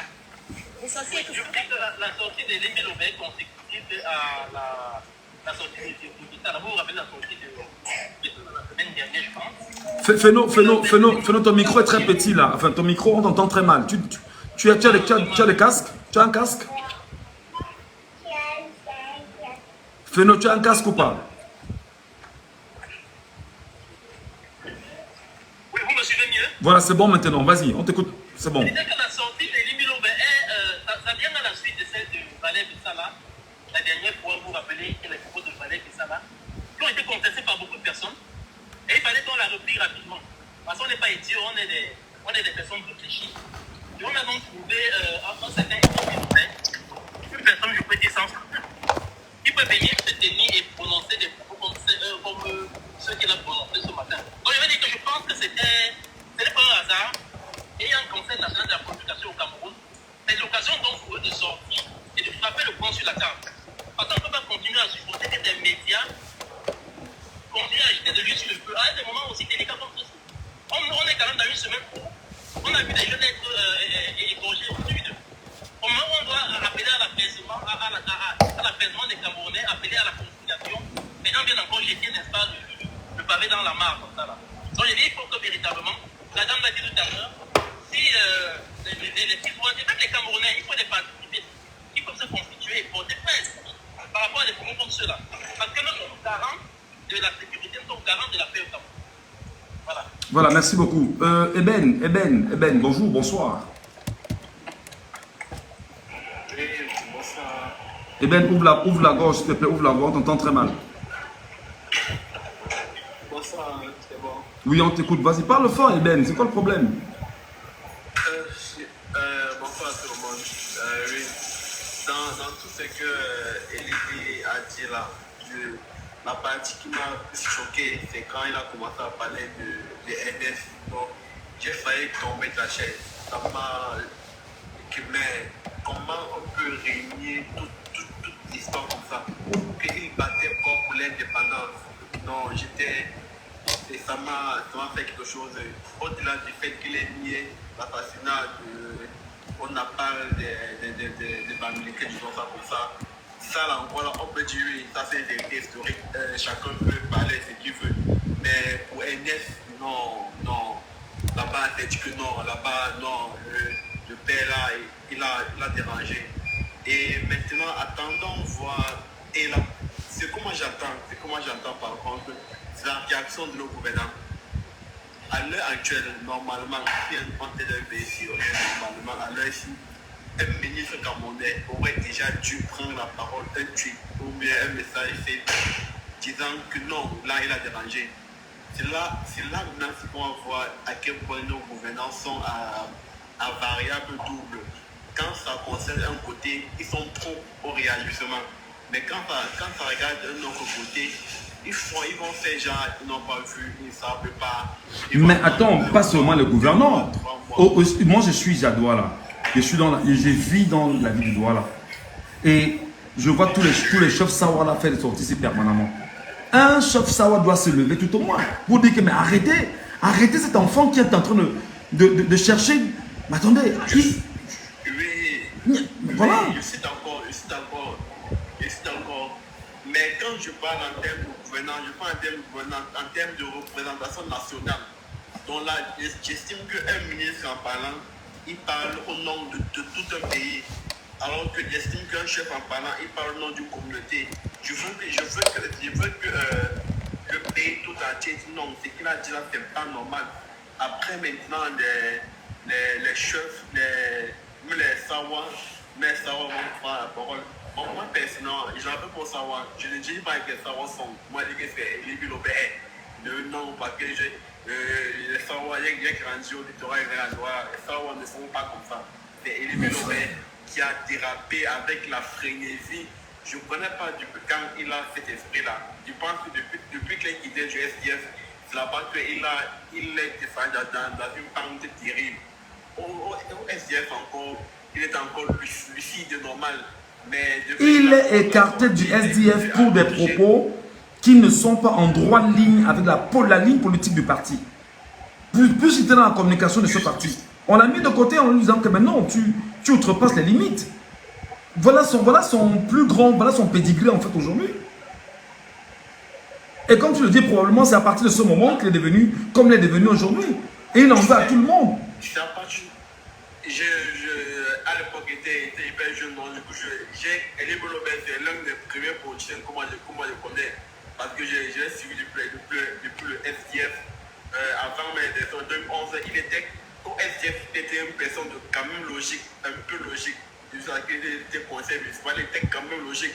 Même jusque-là, toujours, il avait quand même une firme qui sortait. Mais on dit que bon, ça va, c'est un humain, tout le monde n'est pas parfait. Mais bon, on passe à autre chose. Mais dès qu'il n'a pris tout SDF, non, c'est là-bas qu'il a commencé à développer les théories de que les Bamileke viennent au littoral arracher les terres, les halogènes, les autochtones. Il ne sait pas ce que ça veut dire. Les gens, donc, c'est depuis ce moment qu'il dit que non, il est dit non. Actuellement, jusqu'à maintenant, moi je vois comme un comédien. Non, il n'y a pas de comédie. Non, il faut faire attention. Si tu dis que tu le vois comme un comédien, c'est un commentaire. Mais il n'y a pas de comédie. Il n'y a pas de comédie parce que pour moi, c'est un. Je m'explique. J'explique en disant, c'est pas un comédien en tant que. Après, du coup, c'est une personne que j'estime que bon, il parlait, mais après ça va. Mais après ce que j'ai entendu aujourd'hui, je comprends que non, c'est un plan, c'est quelqu'un que. Genre, ça va dans le. C'est que le message a payé des éléments qu'on sort avec maquette. Et lui peut demain dire que son temps avec la maquette. J'ai peur de ça. Là, dit que non, là, actuellement, ici, là, on doit prendre ça au sérieux. Bon, en plus, déjà, sa parole, c'est plus que la machette, c'est plus que. Non, il a effacé une mémoire, mon ami. Il a déchiré la mémoire d'un peuple. C'est plus qu'une machette en réalité. Il a piétiné tout un peuple. Il n'a pas piétiné une personne ou une communauté. Il a piétiné tout un peuple. Tout un peuple. Mon cher frère. Non, je suis d'accord. Je parle un peu léger parce que je suis beaucoup plus jeune. Mais j'estime que oui, c'est grave. Et le pire dans tout ça, c'est qu'on a des lois qui condamnent ça. Non, non, c'est bon. Le pays, là, vraiment, on t'explique, tu ne veux pas comprendre. On a des lois qui condamnent ça, mais demain, il ne sera pas condamné. On a des lois écrites noir sur blanc qui condamnent les propos qui tendent à appeler une communauté comme plus nôtre. Voilà. On a des propos, on a des lois qui condamnent ça. Donc, du coup... Donnons un peu la parole à De Paris. Donnons un peu la parole à De Paris. Ok, merci. De Paris, bonjour, bonsoir. Je ne sais pas quelle heure il est chez toi. Il est 22h49 au Cameroun en ce moment. De Paris, bonsoir. Est-ce qu'il est avec nous? Est-ce qu'il est avec nous de Paris? Non, non, il n'est pas avec nous. Je suppose qu'il nous a rejoint, mais il n'a pas ouvert son micro, il a des soucis. Je vais vous dire une chose, là maintenant. Je ne fais que le dire ici depuis au moins 4 mois, voire plus. Comme Dieu aime le peuple camerounais, et le peuple camerounais n'est peut-être pas très vigilant de l'amour de Dieu pour lui. Un document a fuité sur les réseaux sociaux en 2020 où Dieu dit au peuple camerounais, voici le plan ourdi contre toi. Bamoun Bamileke, bonjour, bonsoir. Bonsoir. Je t'entends très mal, bonsoir. Ouvre la voix s'il te plaît. Oui, bonsoir, bonsoir. Bonsoir mon frère, on t'écoute. Bon, je ne vais pas mettre de temps. Qu'est-ce que je veux dire sur ce que Elie Guillaume a dit? Vous savez, il faut d'abord reconnaître que le Camerounais est hypocrite.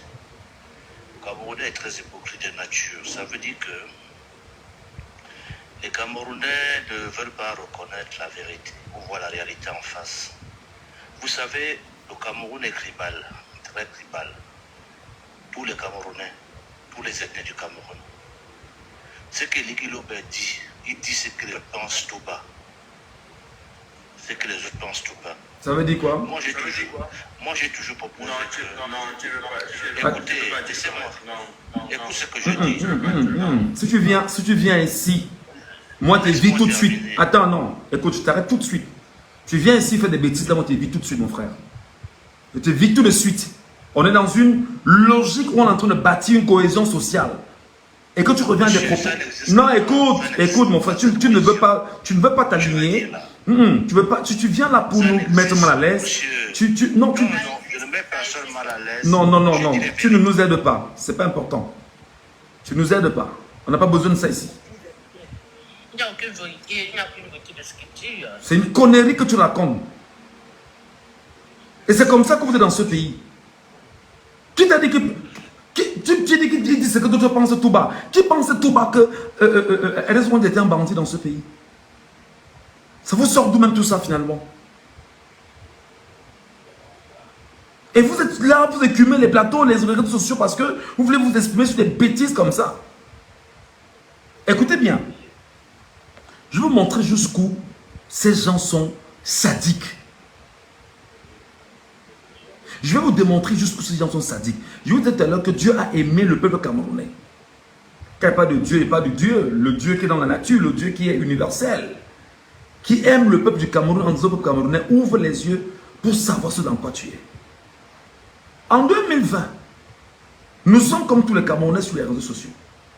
Un document fuite, surtout sur les réseaux sociaux, qui s'appelle Stratégie de conservation du pouvoir au Cameroun de génération en génération par le régime Biya-RDPC. Le régime a fuité, le document a fuité. On n'a pas eu 48 heures. Famen Dongo, ancien secrétaire de la communication du RDPC, s'est levé et a fait une communication pour dire que le RDPC ne se reconnaissait pas dans ce document.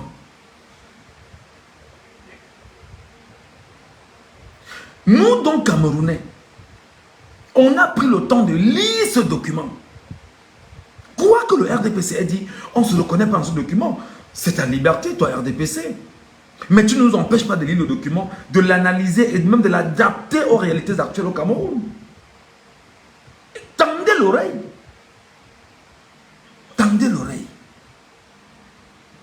Un document dans lequel Ils ont des projets malsains, diaboliques et sataniques.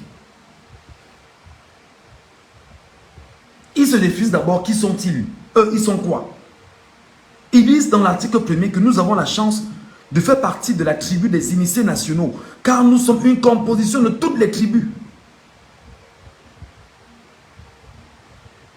Dans l'article 2, ils disent que notre mission, notre conservation du pouvoir exige que nous nous fassions remplacer par nos descendants. Et pour cela, ils doivent être presque les seuls dans les grandes écoles ouvrant à la gestion politique du pays. Les NAM, l'IRI et les autres. Dans l'article 3, il commence à parler justement d'une communauté camerounaise. Dans ce document qui a fuité, rejeté par le RDPC, lu par le peuple camerounais, parmi lesquels nous aussi aujourd'hui, dans l'article 3, il parle justement du peuple Béti. Qu'est-ce qu'ils vous disent? Les régions du centre et du sud renferment une multitude de groupes ethniques. Cependant, nous devons tout faire pour que la communauté nationale les considère comme un seul groupe ethnique. Les Bétis, les Ekam ou les Boulous. Ces trois mots doivent être imposés comme des synonymes. Le document a fuité en 2020. Ils ont nié, non, vraiment, on ne se reconnaît pas dedans. On a parlé de ça sur les réseaux sociaux pendant de très longs mois. Mais j'ai dit que pour moi, ce document est mon livre de chevet. Pour toute la période de la campagne présidentielle de 2025, on va le lire et le relire, et on va l'expliquer et réexpliquer, et on va redire une fois, afin que les Camerounais sachent exactement de quoi c'est la question. Dans l'article 4, écoutez très bien ce qu'ils disent. Notre tactique doit constituer à faire croire aux Bétis qu'ils sont bénis par la providence du fait de la présence d'un grand nombre de leurs parmi nous.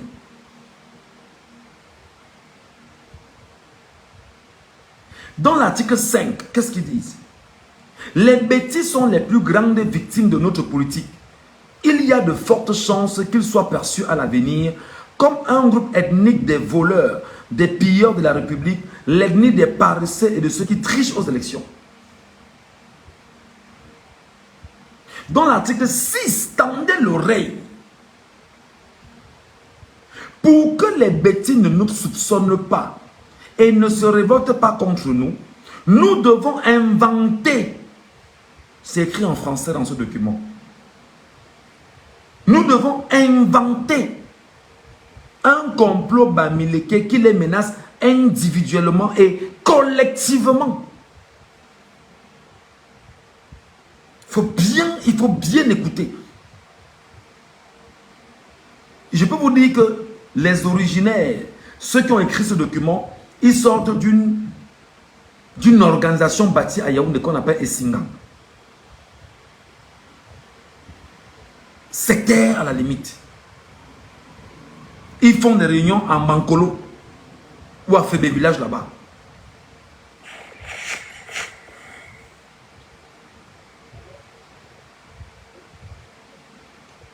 Article 7. Nous savons que les vrais Bétis n'ont pas de haine pour les Bamileke, mais nous perdrons le pouvoir si cette vérité était rendue publique. Il faut écouter, les amis. On ne peut pas laisser des vermines comme Elimbi Lobé écumer les plateaux de radio-télévision sans on va prendre la peine de vous dire exactement d'où cette chose est partie. On vous rappelle déjà qu'en 1911, l'Allemagne avait décidé d'exterminer le peuple bamileke. Et l'Allemagne, à travers les mêmes mécanismes de communication, de diabolisation, de déshumanisation, d'humiliation du peuple bamileke, la France a pris la main par la suite. Et la même France aujourd'hui, tenue par le système ojulatiste au pouvoir, continue sa sale besogne. Et ce système ojulatiste écrit dans les documents comme ce que vous voyez là, qui a fuité sur les réseaux sociaux malheureusement pour eux.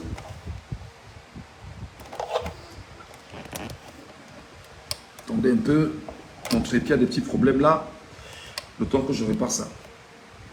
Voilà. tendez l'oreille. Article 7. L'aliénation. C'est là où j'ai compris que des êtres humains pensent de leurs propres proches comme étant des animaux. Ils parlent de l'aliénation. Quand vous dressez un chien, vous l'aliénez. Quand vous dressez un chien, vous l'aliénez. C'est-à-dire que le chien n'est plus le chien sauvage. Il est un chien dressé. L'aliénation des bêtis par des affirmations selon lesquelles il détient le pouvoir et que les Bamileke veulent s'en emparer est une priorité pour nous. Consigné dans ce document qui a fuité sur les réseaux sociaux en 2020.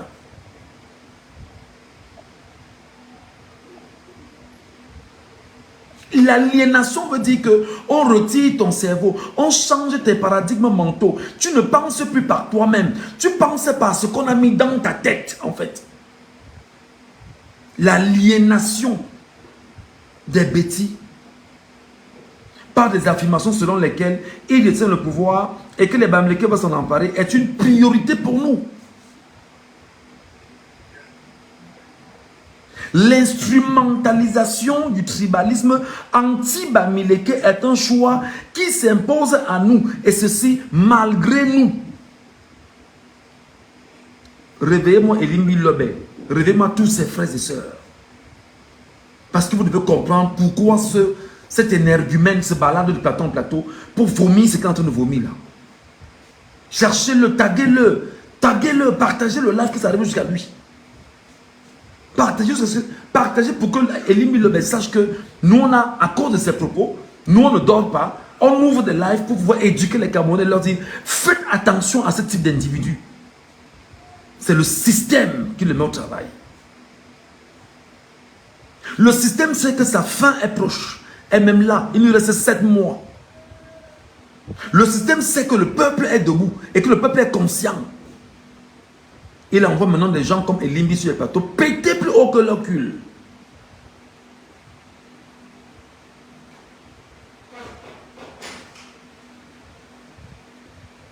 Je vais vous lire ce qu'ils pensent des Bamileke. Et je vais vous lire plus tard ce qu'ils pensent des Sawa. Pour que vous sachiez exactement pourquoi des termes comme génocide sont évoqués de plus en plus sur les plateaux de radio-télévision du Cameroun en ce moment et utilisés par des gens comme Abel Elimbi Lobé et notre petit frère Bemoun qui est en Allemagne aujourd'hui. Dans ce document, qu'est-ce qu'ils disent? Nous devons diviser et opposer les groupes Beti et Bamileke. Je reprends. Écrit, article 19. Nous devons diviser et opposer les groupes Beti et Bamileke.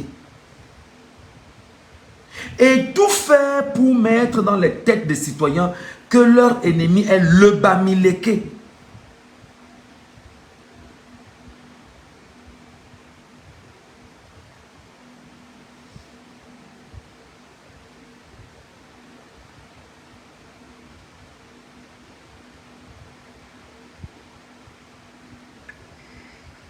Vous comprenez ça?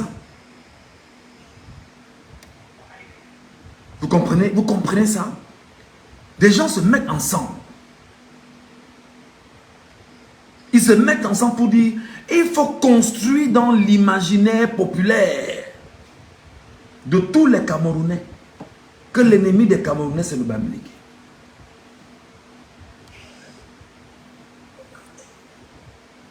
Article 19 de ce document. Je vais plus loin. Article 20. Nous sommes conscients de l'évidence que les Bamileke sont le groupe ethnique majoritaire dans ce pays. Mais nous devrons masquer cette réalité en portant le débat sur le terrain du nombre de groupes ethniques, 250, et faire parler d'un groupe qui sur plus de 200, qui seul veut dominer les autres. C'est exactement ce qui est en train de se passer aujourd'hui. Regardez les plateaux de radio-télévision. à la CRTV, par exemple. Quand les gens prennent la parole, moi je l'ai lu dans les documents, dans des débats là-bas, où les gens vous disent que non, comment un groupe ethnique sur plus de 300 veut dominer les autres. C'est consigné dans ce document. C'est consigné dans ce document, c'est écrit noir sur blanc.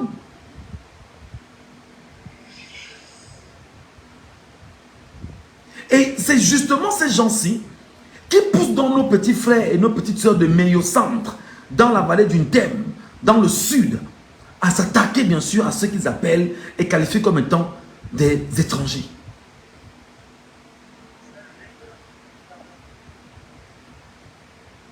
Article 20. Article 21. Chaque Camerounais doit avoir un suspect en tout Bamileke. C'est-à-dire qu'il faut construire dans les têtes des gens que les Bamileke, c'est des gens... C'est-à-dire que c'est un projet qui est porté par l'Allemagne.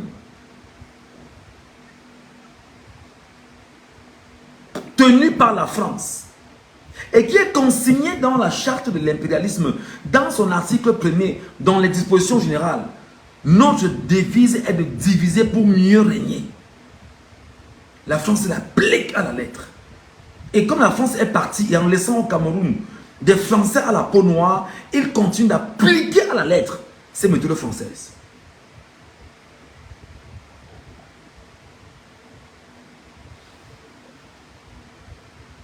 Article 22. Nous perdrons le pouvoir le jour où nous arrêterons d'attiser la haine des Camerounais contre les Bamileke. Donc il faut se servir des télévisions comme Info TV. Avec des gens comme Elimbi Lobé sur cette télévision-là. Et financer cette télévision, carburer cette télévision afin qu'ils attisent permanemment la haine au moment bien pensé et voulu, comme en ce moment où nous sommes à la veille d'une élection présidentielle.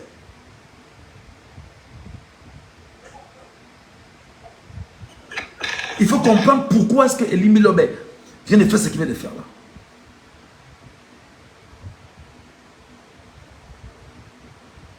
Article 23. Entretenir le mythe d'un complot Bamileke est un impératif pour notre conservation du pouvoir. Il parle là c'est un impératif, c'est-à-dire que c'est un projet auquel ils ne peuvent pas se dissocier. Quelles que soient les voix qui vont se lever, les plaintes qui vont suivre demain contre Elimbi Lobé, etc., et tout ce qui va aller, ça ne va pas les empêcher de continuer à le faire. Parce que pour eux, c'est un impératif.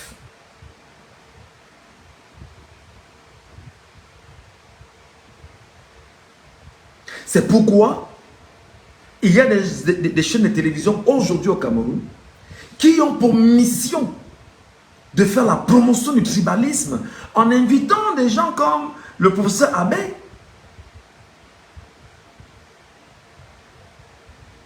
Les Elimbi Lobé.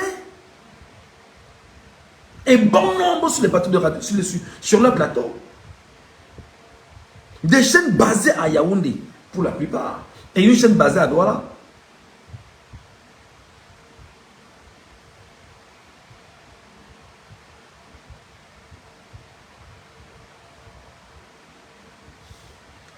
Article 24. Nous devons éviter l'émergence d'une figure politique capable d'unir la volonté des Bamileke.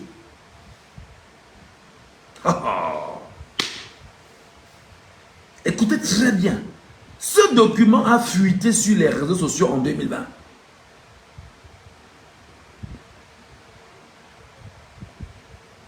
C'est ça notre projet. Nous devons éviter l'émergence d'une figure politique capable d'unir la volonté des Bamileke. C'est-à-dire qu'un gars comme Maurice Kamto doit être diabolisé, détesté, déshumanisé, dépiécé, écrasé pour pouvoir éviter éventuellement que parce qu'il est originaire de la région de l'Ouest et venant de Baham, il pourrait éventuellement unir la volonté des Bamileke. C'est pourquoi des gens écrivent en permanence: Maurice Kamto ne sera jamais président au Cameroun. C'est pourquoi il renforce en permanence un Bamileke a étudié. Jamais, comme le disait le père de Mathias Eric Owonangini, c'est-à-dire Joseph Owona. Donc, le même Mathias Eric Owonangini aujourd'hui est dans la perpétuation du projet de son père. Oui. C'est ça. C'est eux.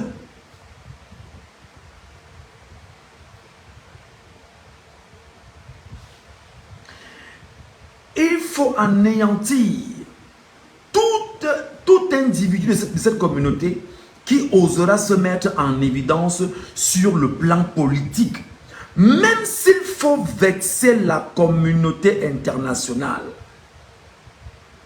C'est-à-dire que le cartel de Yaoundé, le cartel d'Etoudi, avec tous ceux qui sont autour de lui, ils ont donc pour mission de faire en sorte que, même si la communauté internationale a jeté son dévolu sur un éventuel Camerounais qui peut conduire à bon escient la volonté du peuple camerounais, et que ce soit le choix même de la communauté internationale, eux, ils préfèrent en finir avec lui.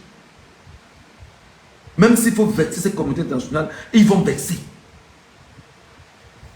Je ne l'arrive pas d'un niveau de méchanceté outrancière. Enfin, outrancier, autant pour moi. Oui, une méchanceté outrancière. À un niveau très élevé. Ils sont capables de tourner le dos à la communauté internationale pour dire que nous ne voulons pas que ce soit un Bamileke qui peut nous pouvoir. Nous ne voulons pas que ce soit un gars de l'Ouest qui peut nous pouvoir au Cameroun. Trouver quelqu'un d'autre n'est pas un gars de l'Ouest. C'est pourquoi permanemment, ils écrivent partout. Un Bamileke ne sera jamais au pouvoir. Un Bamileke, un Bamileke, un Bamileke. Ils renforcent ce narratif au point où les Bamileke eux-mêmes sont convaincus par ça en disant que vraiment l'affaire là, il faut laisser ça. C'est pas pour vous. Mais seulement ils ont trouvé le garçon en face, Maurice Kamto. Qu'est-ce qu'ils vont en faire? Soit l'attaquer physiquement, soit justement le diaboliser comme ils le font à travers les médias et à travers leurs sbires qui sont sur les médias, payés par l'argent du contribuable camerounais. Parce qu'ils n'oubliez jamais qu'une radio ou une télévision a toujours une caisse noire. Et ils sont justement dans la caisse noire du régime pour faire le sale boulot du régime parce qu'ils ont faim. Et ce régime s'est arrangé effectivement à esclavagiser les médias camerounais, nous mettre dans une position de mendicité indicible, avec ce qu'on appelle l'aide publique à la presse privée. C'est-à-dire que dans un pays où il y a 600 médias, on vous donne 240 millions. Même pas 1 million par média.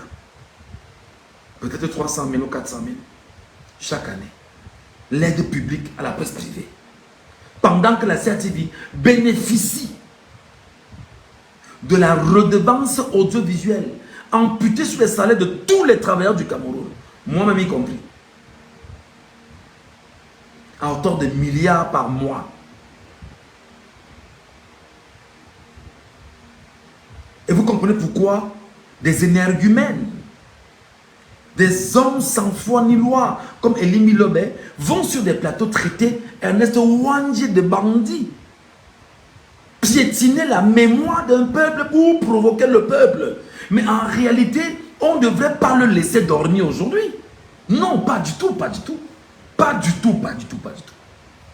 Pas du tout, pas du tout, pas du tout. Elie Milobé ne devrait pas fermer les yeux aujourd'hui que tout le monde devait être devant sa maison pour dire tu vas sortir, venir redire ce que tu as dit ici.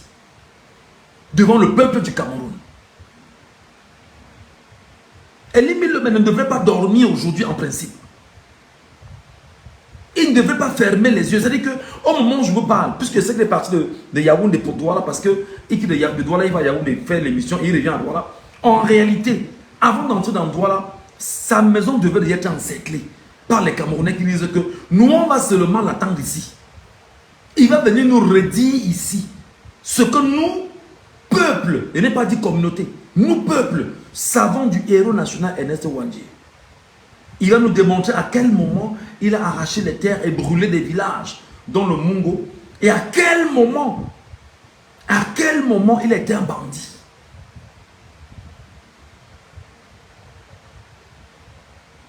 Bonsoir Sandy, bienvenue ma grande. Tu vois à quel niveau on est outré au Cameroun? Je vous explique dans le modus operandi du système ojoulatiste avec les télévisions.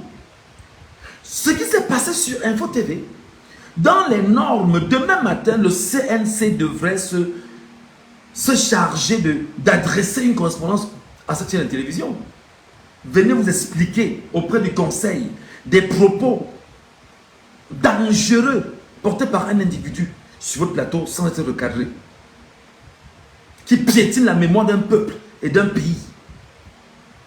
J'ai l'impression que des gens refusent de lire même le préambule de l'indépendance, le préambule de la Constitution du Cameroun. Je parle du préambule de la Constitution du Cameroun. Je vais vous le lire très rapidement.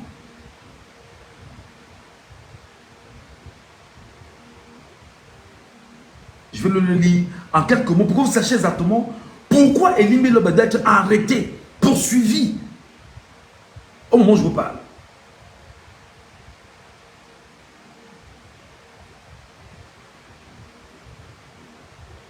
Écoutez très bien le préambule. Fier de sa diversité linguistique et culturelle, on parle là du Cameroun. Fier de sa diversité linguistique et culturelle, élément de sa personnalité nationale, qu'elle contribue à enrichir. Fier de sa diversité linguistique et culturelle. Il ne peut pas avoir une diversité linguistique et culturelle si ce n'est pas porté par un ensemble d'ethnies, un ensemble de tribus, un ensemble de groupements, etc.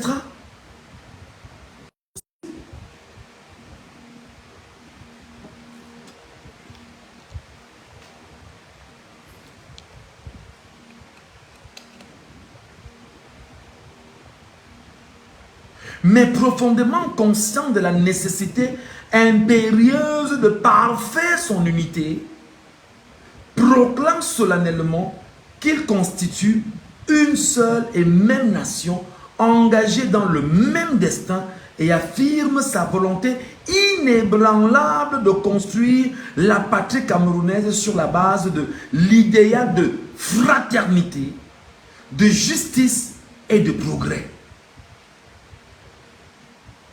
C'est la constitution du Cameroun. Jaloux de l'indépendance de la patrie camerounaise chèrement acquise. C'est-à-dire que chèrement acquise. C'est écrit dans la constitution du Cameroun. Je suis encore dans les premières lignes de la constitution du Cameroun. Que Elie Mbiloba vient de piétiner aujourd'hui devant tout le monde. Elie Mbiloba a piétiné ce terme de la constitution devant vous. Chèrement acquise cette indépendance, entre guillemets, qu'on dit avoir, qu'on n'a pas.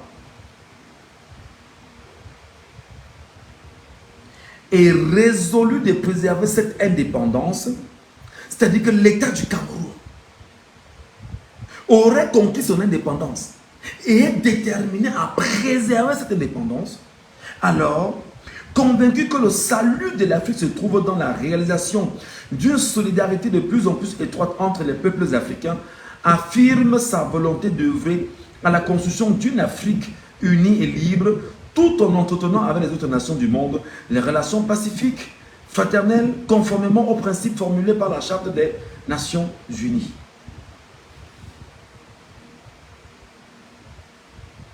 Vous ne devriez pas laisser Elie Mbiloba dormir aujourd'hui. Dans les normes, Elie Mbiloba doit être arrêté.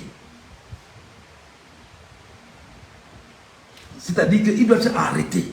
Et s'il n'est pas arrêté, nous, le peuple camerounais, allons interpeller Paul Biya. Et Biya doit nous dire pourquoi il a laissé Elie Mbiloba en divagation.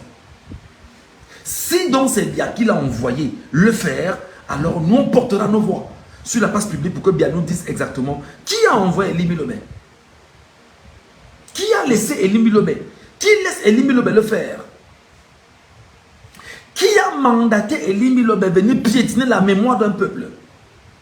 Biya doit nous dire ça. Je finis donc avec la question, pour que vous compreniez exactement pourquoi Elimi Lobé l'a dit. Nous devons tuer tout parti politique. Ça, c'est le projet du couple Essingan. Nous devons tuer tout parti politique qui a le soutien des Bamileke, même s'il faut prendre le risque d'une guerre tribale ou même le risque d'un second génocide Bamileke.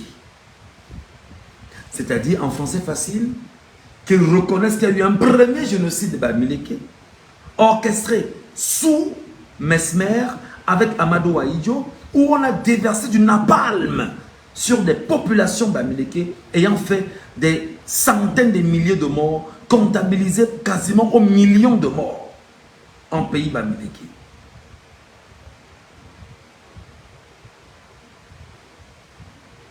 Voilà le projet de Elimi Lobé.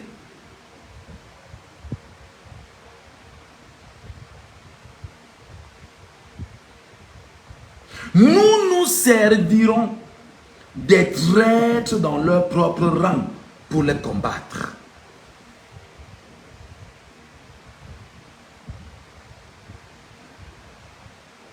Qu'est-ce que les Bamileke vous doivent? Je vous explique ça en quelques mots. Quand l'Allemagne arrive au Cameroun, ils se rendent compte que le peuple Bamileke est très avancé parce qu'il connaît son histoire. C'était le premier élément. Un peuple qui connaît son histoire sait où il va. C'est-à-dire qu'on se rend compte qu'un peuple parvenait à redéfinir son histoire sur la question du crâne. Les crânes. On remonte l'arbre généalogique. Que disait le grand-père? Voici, il disait que on restitue à la nation à venir. Il y a ton arrière-grand-père disait à ton grand-père ceci. Comme nous on nous a dit, ce qu'il fallait faire, ce qu'il ne faut pas faire. On a été capable de remonter le temps sur 4-5 générations. L'Allemand s'est rendu compte que ce peuple sait exactement où il va. Et ce peuple qui connaît son histoire est un peu dangereux. Deuxième élément, ce peuple savait déjà fabriquer les armes à feu. Et a sauvagement combattu les Allemands. C'est le même peuple, avec le peuple Bassa, qui a travaillé pour pouvoir mettre en mal l'armée coloniale au Cameroun. On ne peut rien faire que de lui vouer une diabolisation permanente.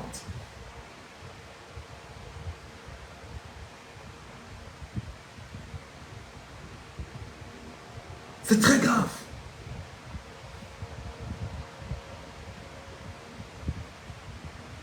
Mon frère, il s'appelle comment? Mon frère Isaya Zambi, il dit: moi je propose que chacun d'entre nous soutienne Michel Gatchou financièrement comme on peut pour qu'il publie ce document sur internet afin de conscientiser un maximum de Camerounais.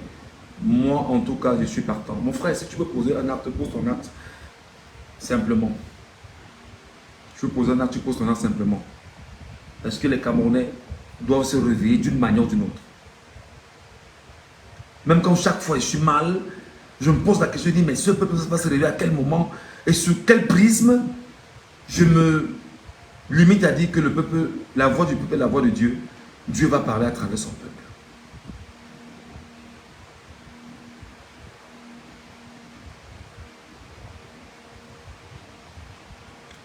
Je voudrais, à la suite de Elimi Lobé, lui dire maintenant ce qu'on pense des Sawa. Le vaurien est là, ne sait même pas ce que les gars ont pensé du peuple Sawa. Attendez, je vais retrouver ça. Je vais retrouver ce qu'ils pensent des Sawa. Voilà. Article 34. Les Douala, entre parenthèses, la tribu des Mbo, majoritaire dans le Mungo, est totalement inoffensive. C'est ce que le groupe là sait. Que la tribu des Mbo, ils sont totalement inoffensifs. Nous le noyons dans Douala. Nous le noyons dans Douala. Vu comme tribu. C'est-à-dire que des gens sont mis entre eux. Et on dit que bon, les Mbo là, il faut les noyer dans les Douala. Il faut dire que ce sont les mêmes gens.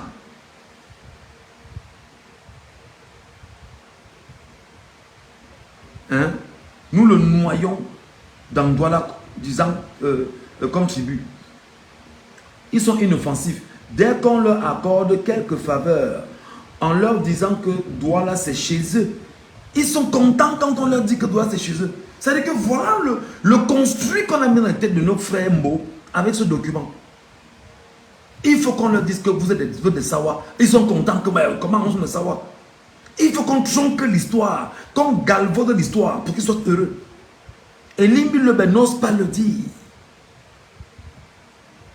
Lui-même qui vient du Bombari, il est Sawa.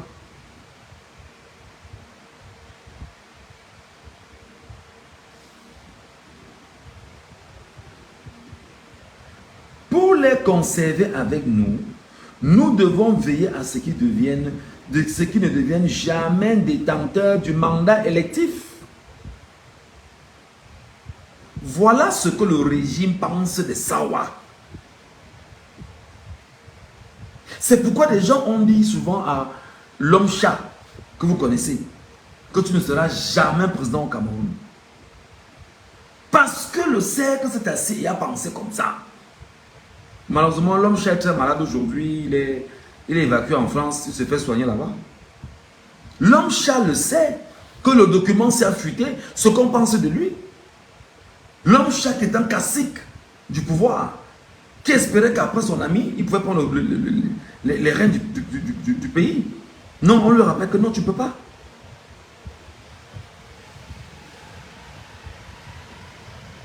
Pour les conserver avec nous, nous devons veiller à ce qu'ils ne deviennent jamais détenteurs du mandat électif. En gagnant les élections, nous devons toujours les imposer à la tête des structures afin que le peuple les perçoive comme d'éternels assistés. Réveille-moi Elimbi Lobé. Dis-lui que voilà ce qu'on pense de lui et de son peuple dans les desseins du système machiavélique, satanique qui nous gère au Cameroun. Les amis, pour ce soir,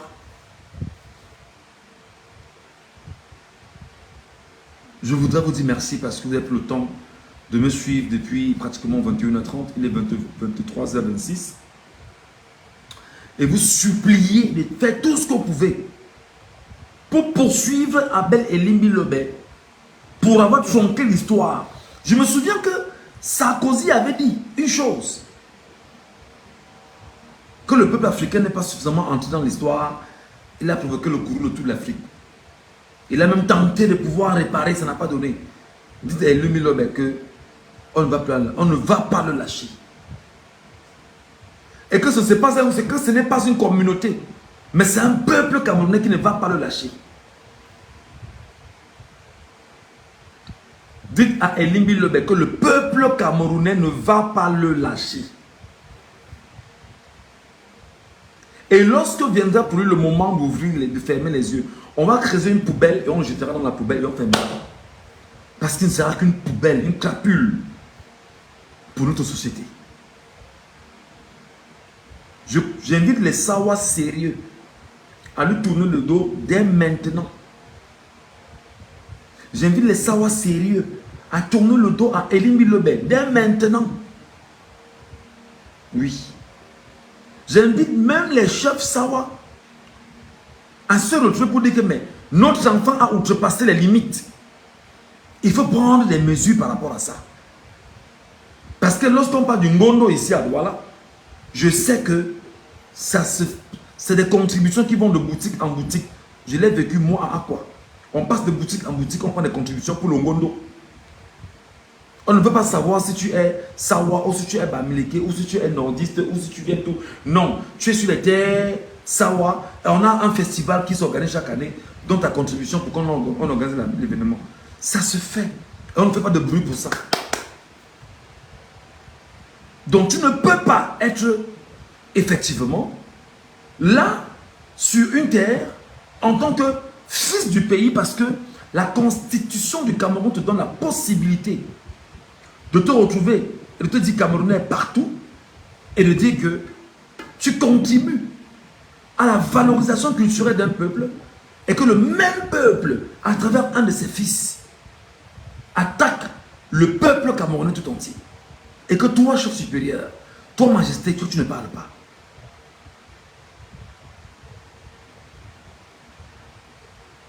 Et puis, Elimbi Lobé ose dire qu'il n'y a jamais eu de génocide au Cameroun. C'est piétiner la mémoire, c'est piétiner notre histoire, c'est déshumaniser chaque enfant qui apprend l'histoire du Cameroun dans une école du Cameroun et qui fait des recherches. J'ai dit ce que j'avais à dire. Ne lâchez pas Elimbi Lobé. D'une semelle, cherchez-le, traquez-le, poursuivez-le, portez plainte contre cet homme qui réponde de ses propos. Et justement, on espère que le Conseil national de la communication va se charger de demander effectivement à Info Plus TV ce qui s'est passé. Et on espère que Paul Biya va se dissocier de ces propos-là.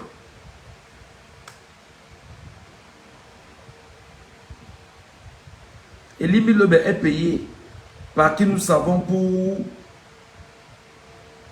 pour faire ce travail. Vous allez vous rendre compte que peu importe le sujet du débat, il finit toujours par se créer l'occasion de ramasser les Bamileke. Voilà.